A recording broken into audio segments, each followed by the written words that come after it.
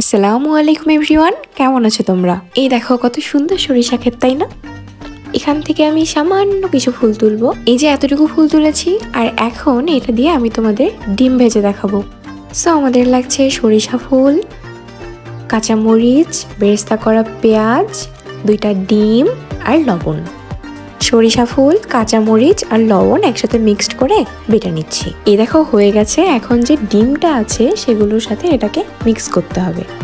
ভেজে রাখা পেঁয়াজটাও এর মধ্যে দিয়ে দিচ্ছি। এবার দিয়ে দিচ্ছি হালকা একটু সরিষার তেল। এবার এটাকে সুন্দর করে মিক্স করে নেব। এবার একটা প্যান গরম করে সেটাতে দিয়ে দিতে হবে সরিষার তেল। তেলটা গরম হলেই ডিমটা ছেড়ে দেব। আচ্ছা, তুমি কি কখনো সরিষা ফুল দিয়ে ডিম ভেজে খেয়েছো? না খেয়ে থাকলে অবশ্যই ট্রাই করবে। এটা যে কত মজা আমি তোমাকে বলে বোঝাতে পারবো না। নর্মাল ডিম ভাজাতেও আলাদা একটা ফ্লেভার নিয়ে আসে। এই দেখো কথা বলতে বলতে আমাদের ডিমের এক সাইড হয়ে গেছে। এখন এটাকে উল্টে দিতে হবে।